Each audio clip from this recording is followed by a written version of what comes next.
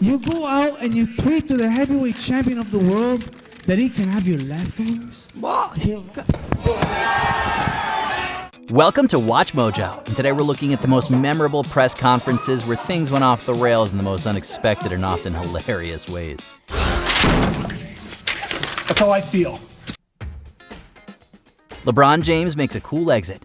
I don't know what JR was thinking. I don't know the question you're trying to ask. Game 1 of the 2018 NBA Finals ended in a crushing loss for the Cleveland Cavaliers. Although LeBron James delivered an impressive 51-point performance, the Cavs lost in overtime, thanks to J.R. Smith's decision to dribble out the clock instead of going for the basket. There's still confusion about whether JR thought the game was tied or whether he thought you guys were ahead. From where you stood on the court and from talking to him after the play, what's your reaction to it? What's your version? At the post-game press conference, James was grilled by an ESPN reporter about what exactly Smith could have been thinking. Even after making it abundantly clear that he had no clue, the reporter still didn't let up. Finally, a frustrated James calmly stood up, grabbed his bag, and cut the conference short, making sure to tell the reporter to do better tomorrow on his way out. Did you know if he knew the score?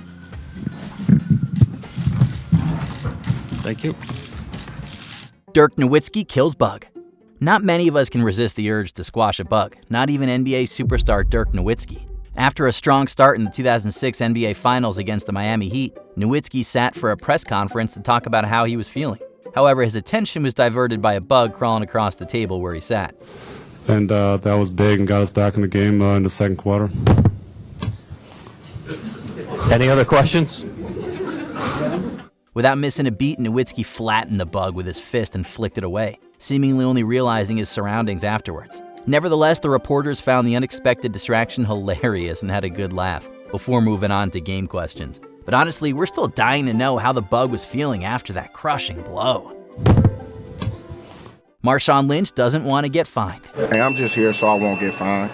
As a football player, it's important to stick to a consistent message when dealing with the press. So you really can't blame former Seattle Seahawks running back Marshon Lynch for delivering the exact same line 29 times during a press conference. Lynch had been fined by the NFL for dodging media duties in the past. So at the Super Bowl Media Day in 2015, he decided to give the absolute bare minimum. Just so I won't get fined, boss. Just here so I won't get fined. He stayed with reporters just long enough to meet the requirement and responded to all 29 questions he was asked with the same answer. At least he managed to add some flair by varying his inflection each time. If only we knew why exactly he was there. Hey, I'm just here so I don't get fined. Jim Boeheim gets aggressive with a microphone. Turn this thing down or off, either one, I don't care which it is. Former Syracuse University basketball coach Jim Boeheim is well known for his aggressive attitude towards reporters. But during a 2008 post-game discussion about his team's win over Long Beach State, it wasn't a journalist that drew his ire, it was a microphone.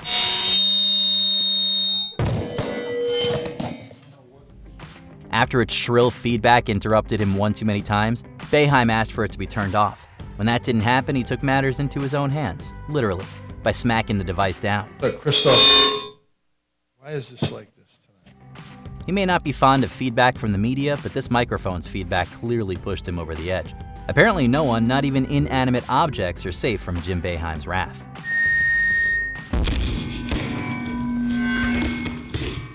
Meta Sandiford Artest's bonkers post-game conference. What's up, buddy? All right, let's go. Let's talk. In 2010, Meta Sandiford Artest, then known as Ron Artest, played a key role in securing a victory for the Los Angeles Lakers in the NBA Finals. Despite being with the team for only a year, Artest shone in Game 7 against the Boston Celtics, earning his first championship ring and the title of Most Valuable Player. His excitement about all of this was on full display at the post-game press conference. Artest waltzed in on a high, snatching up a Wheaties box and launching into hilarious tangents, often forgetting the questions completely. He then thanked his doctor, Kobe Bryant, and even introduced his entire family to the press. The man was simply thrilled to be there and overflowing with gratitude for his win. You know, like I told you, I'm not good at those moments. And I want to be good at those moments. It's like when you're not good at a three-point shot. You want to be good. Allen Iverson's practice rant. I don't want to deal with this, man. I don't want to go through this shit. I don't want to deal with this.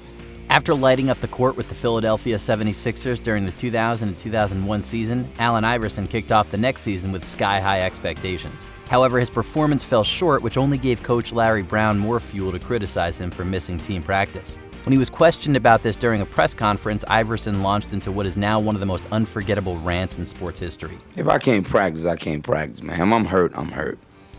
Clearly baffled that his commitment to practice was being questioned rather than, his actual gameplay, Iverson uttered the word practice a staggering 22 times. Not a game. We talking about practice. Not a game. Not the game that I go out there and die for. The moment has become so legendary it's still being quoted to this day and was even spoofed in an episode of Ted Lasso. Relax, Ted. It's just practice. Coach Kevin Borths' explosive rant. Being fiery on the court can give you that competitive edge, but when you lose, where does all that fire go? For University of Michigan women's basketball coach Kevin Borths, it ignited in a press room after a devastating loss back in 2008. That's how I feel. Damn sick and tired of getting out-rebounded. 25 offensive rebounds. First time we block out, we get called for a damn block out. Borths stormed in, flung his clipboard at the podium, and yanked off his glasses in a fit of rage, launching into a rant before he could even be questioned. His frustration was understandable. The Michigan team had squandered a double-digit lead against the University of Wisconsin, missed a series of offensive rebounds, and ultimately lost. After about a minute of yelling, Borths finally cooled down, apologized, and walked off. Well, at least he said sorry. Sorry, I apologize, but I'm very frustrated. Tiger Woods hugs it out. And we just, there's Tiger Woods hugging his mother.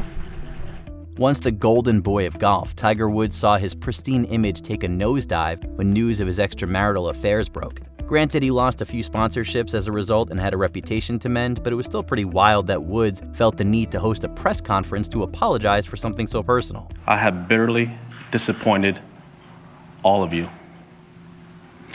I have made you question who I am and how I could have done the things I did. The event started off normally enough. Woods owned up to his selfish and irresponsible actions and seemed genuinely contrite. But then after the speech, he hugged his mom.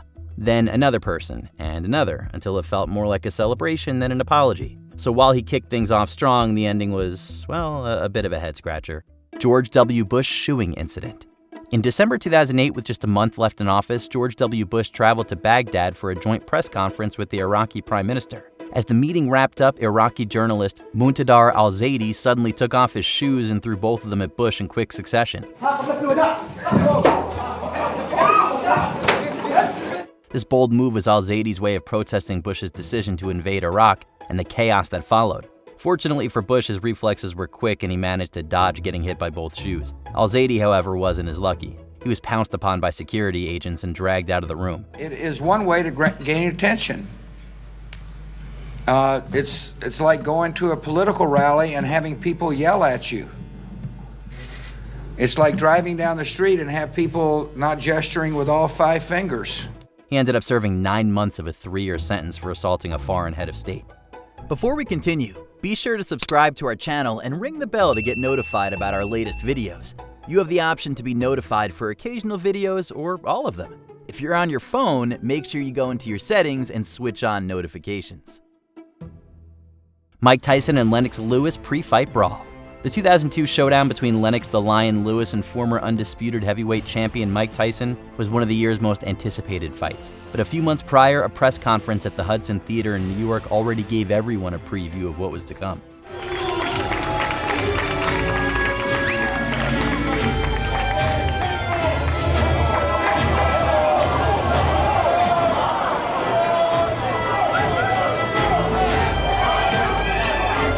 As Lewis took the stage, Tyson charged towards him only to be intercepted by his bodyguard. This quickly sparked a full-on brawl between both camps, with punches and kicks being thrown from either side. In the end, Tyson, who barked the loudest at the press conference, failed to bite when it mattered, as he ultimately lost the actual match to Lewis. He ripped the face off and one of Lewis and put his hands in his face. That's what happened. He put his hands up, Mike? He smushed Mike in his face. Did you catch any of these unpredictable press conferences live? Let us know in the comments below. I guess to be at least a top 4 team. You okay there? Yeah, don't worry about us. You just carry on. We'll work around you. Did you enjoy this video? Check out these other clips from WatchMojo and be sure to subscribe and ring the bell to be notified about our latest videos.